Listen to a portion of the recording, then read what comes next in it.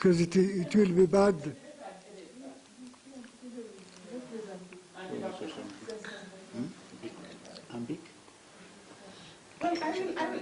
D'accord. On va t'aider, Yassine. Ala barakatillah. On commence. Et c'est le professeur Obanga qui va faire la première intervention.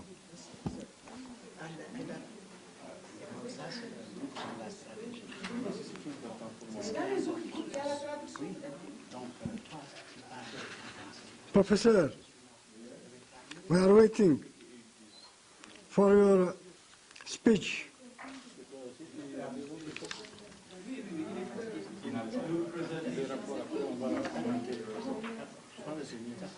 Huh?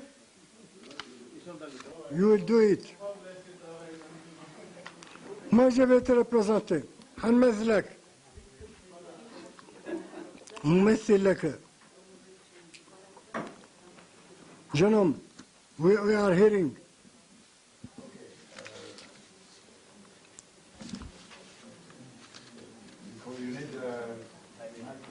Maybe. Can you hear me? Try. Of ancient African manuscript.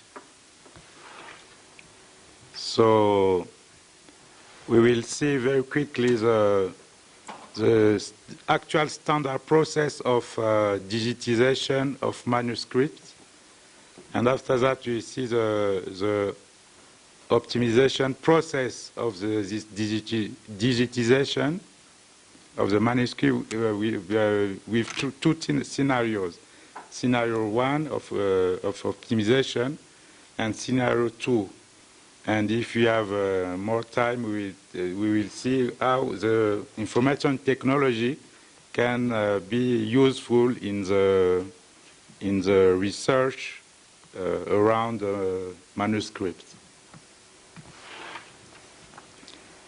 So, in the standard process of the conservation is well known by many people use that, or many institutions use this process is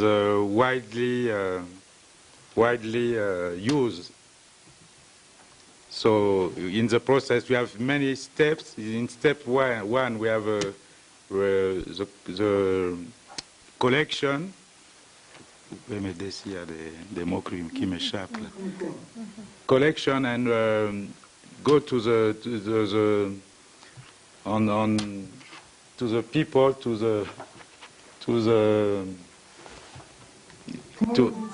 le recensement et la collecte des fouilles de terrain. Okay. Yeah, it's information capturing. Information gathering. Information gathering. Yes. The technical term is capturing. Oh. But I will take for you. Do it in French, and then I think that will be better. Okay. Okay. But short sentences so that I can translate. Okay. Donc dans l'étape 1, on a donc le recensement et la collecte des fouilles de terrain. C'est pas la numérisation à ce stade. Hein. C'est vraiment la négociation avec les différents partenaires. Les différents propriétaires de collections de manuscrits. So he's saying that at this stage, with regard to information capturing, gathering, etc., there is some negotiation taking place with those who are, the owners of the manuscripts, whether institutions, individuals, or families. Okay. Dans l'étape 2, donc, il y a le référencement et le classement. In second step, you have referencing the documents and then sorting them out and classifying them. Et ensuite, donc, dans l'étape 3, pardon, on a le processus de restauration, la restauration donc, des manuscrits. À ce moment, donc, les technologies de l'information n'interviennent pas. Oh, c'est bon.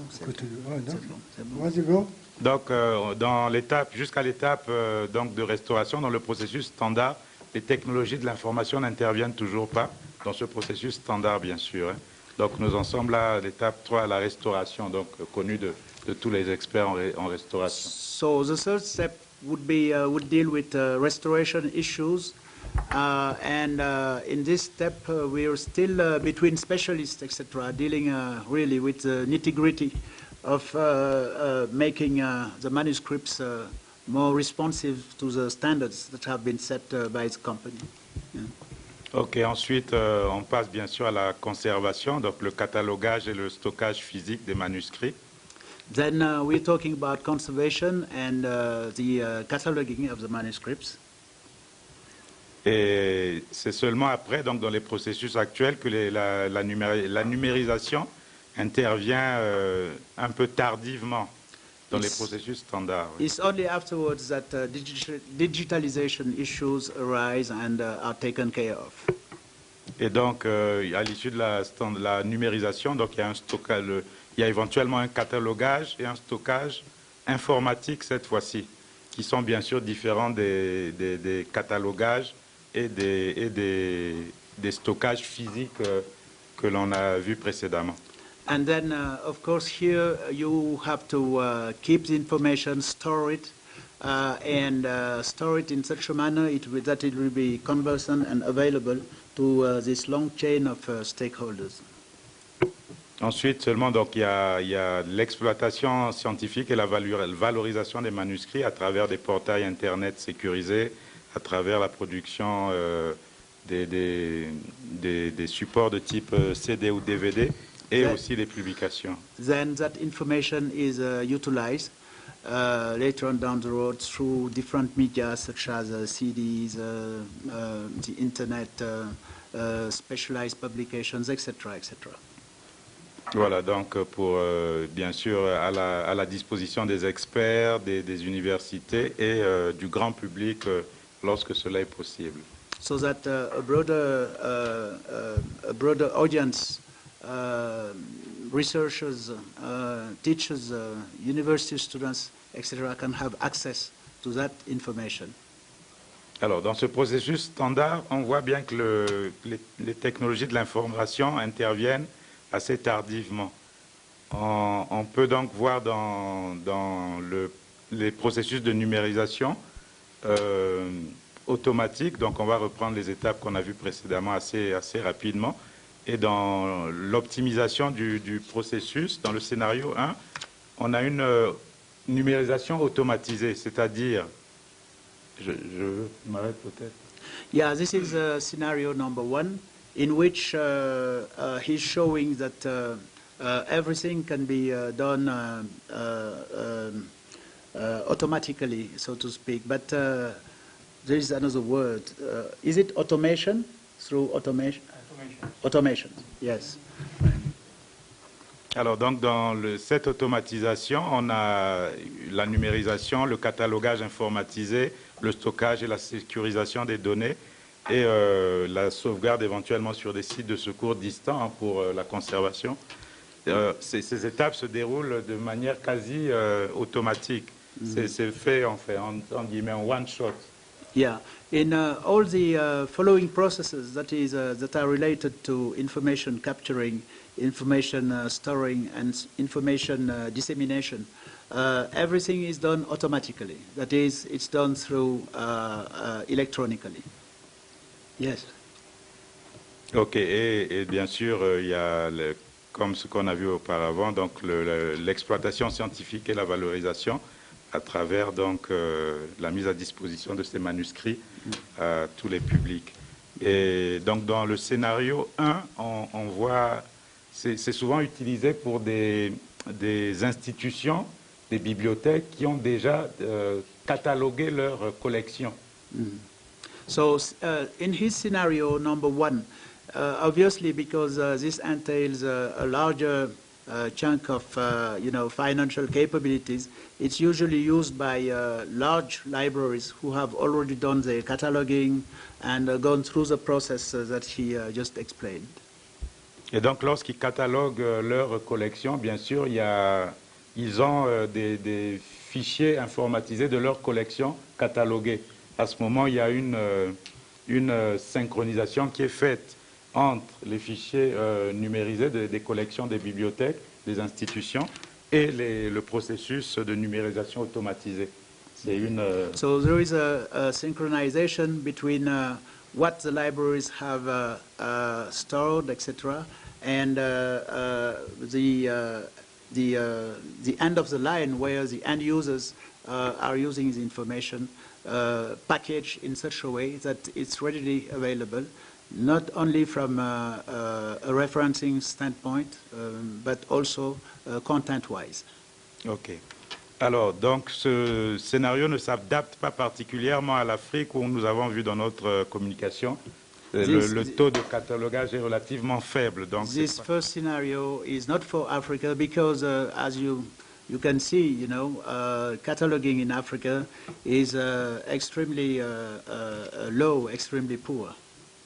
Et donc, cela nous conduit au scénario 2, où donc on a bien évidemment à l'étape 1 toujours la collecte, le référencement à l'étape 2, et dès l'étape 2, on est capable donc de numériser automatiquement. Donc, on n'a pas cette notion de double catalogage. On peut dès l'étape 2 commencer à introduire le processus de numérisation automatisée.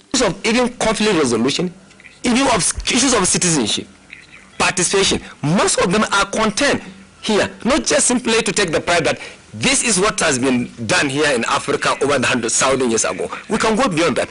To me, this is the ultimate goal. The ultimate goal, we go into content analysis for us to regenerate so that Africa can be a cradle of development, not a cradle of crisis.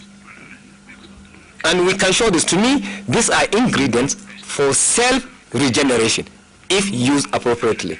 And I think these are the issues we need to. Maybe let me not take not much of time, but I think in a nutshell I have.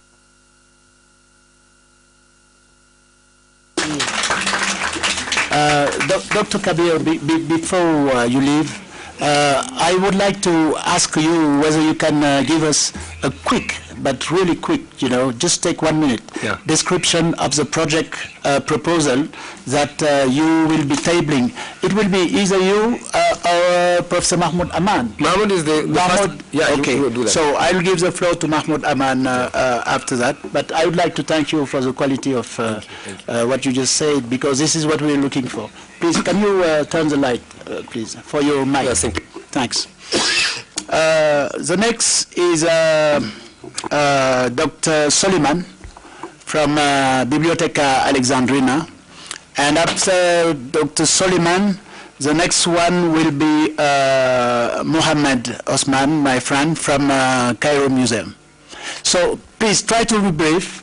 Let's follow his footsteps and give us a roadmap, please. Thank you. In my favorite language, Arabic, now. في الحقيقة أرى أن محور الحديث هنا يتعلق بثلاث نقاط رئيسية. أولا قانون لحماية المخطوطات، ثانيا التدريب على الترميم، والنقطة الثالثة إنشاء شبكة للمخطوطات الإفريقية. بالنسبة لقانون حماية المخطوطات، بالفعل وزارة الثقافة بمصر أصدرت هذا القانون رقم 8 لسنة 2009، وأعتقد أنه من المفيد جدا أن نأخذ هذا القانون، ومن السهل أن نعدل عليه بما يتماشى مع طبيعة البلدان الأفريقية. هذه نقطة. النقطة الثانية بالنسبة للترميم، مكتبة الإسكندرية معمل الترميم خصوصا